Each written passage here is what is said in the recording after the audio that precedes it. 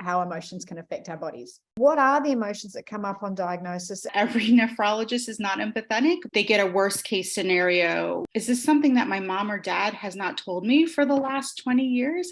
It's going to shut down certain systems that they don't feel are needed. Hi, everybody, and welcome to the Kidney Coach YouTube channel. I am naturopath Fiona Chin, co-author of The Kidney Disease Solution and co-founder of Kaigenesis and master formulator over there.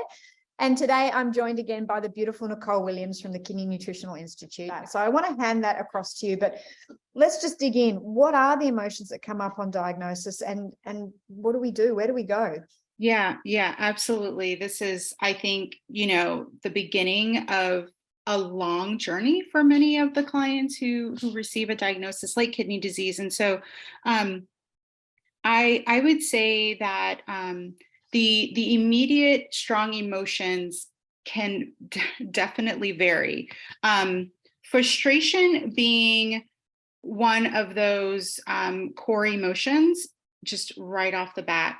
And the interesting thing about frustration is that it's also tends to be rooted in, it's a very kind of internal emotion. So it tends to also be rooted in like shame and sadness. And you immediately start to reflect on what you did wrong, right? I'll also share in a few minutes just kind of how frustration and stress then become kind of these co-conspirators, if you will, as you navigate between hearing this news and then trying to figure out what to do with news such as a diagnosis. I think in the space of clients who have CKD or PKD, there tends to be another layer that I've seen in clients. And so that might look like if they're getting this diagnosis and getting this news, maybe they've met with a nephrologist or a primary care. Sometimes there seems to be a lack of empathy. And I don't mean to kind of mean that every nephrologist is not empathetic, but just sharing common themes that I hear coming from clients is they get a worst case scenario when they hear this information for the first time, again, coming from their provider. And that really can set them on a different trajectory, particularly with their mindset and how they can move forward. The other piece of this is for someone who has PKD, right? We know that is primarily shared amongst family members. And so if their PKD diagnosis is something new to them, all of a sudden it's like, wait a minute, is this something that my mom or dad has not told me for the last 20 years? And now I'm just finding out. What does that mean if I am a person who has children or a person of childbearing age and I want to have children? What does that mean for me passing on to them? So there's layers to this when we're talking about receiving particularly a diagnosis from the kidney community in general. And I want to dig into, you mentioned that frustration can then make us feel more stressed. So just walk us through a little bit more about why that would be detrimental. I mean, I know most people know the effects of stress and cortisol and lowering the immune system, but from your perspective, dig into why, if we get into a negative spiral loop, which is, in fairness to people, it's very easy to do. I was depressed for a long time after my diagnosis. So why is it important that we really, I mean, yes, you said to sit with it, but then we need to move forward and have strategies. So walk me through the physiological effects of what happens if we don't, and then how emotions can affect our bodies. Right. So I like to think of it as two parts, right? When we're experiencing a prolonged moment of extreme stress. So physiologically, it starts off this cascade of different neurochemicals in our body that they're firing off. So they're starting in our brain. And like you said, right, the cortisol is rising.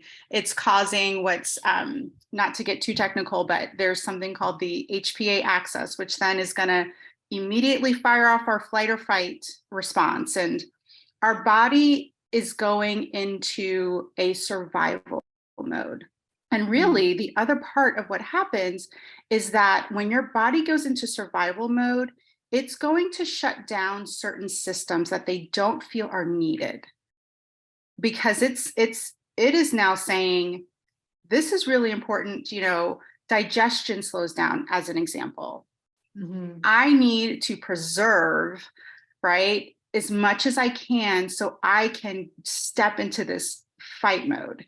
And that over a really long period of time is very detrimental. You want your body is already working tremendously hard to support itself in the midst of your kidneys not functioning properly. Mm. And so you want to make sure that the other systems are not shutting down as well. You really want to be cautious about monitoring how often you feel you're stepping into that fight or flight mode, that extreme stress response. So that's just at a very basic level what's happening physiologically. Mentally, what I think I may have shared on a previous podcast, but mentally, we can get caught in a space of, let me see how I can explain it. I think the best way to explain it is that we sort of can get caught in a spiral. And so we fall easily into our thoughts circling, right? You're feeling sad and frustrated, and you may start to beat yourself up, jump into a shame cycle. That's a cycle. It's gonna repeat, it then doesn't allow us to expand and think about what's possible. What solutions are there? What are my next steps? Because we're very quickly narrowing our mind to only focus on what's wrong. I can't do this, right? Those thoughts are not expansive. If you're telling yourself what's wrong, I can't do this, your mind's not going to think of a solution if you say you can't do it. Well, thank you, Nicole. As always, you're a wealth of knowledge and wisdom and caring. If anyone wants to work with you one-on-one or find out more about the groups, can they just go to www.kidneynutritionalinstitute.org and find you that way? That's right. Yep. And navigate through mindset coaching.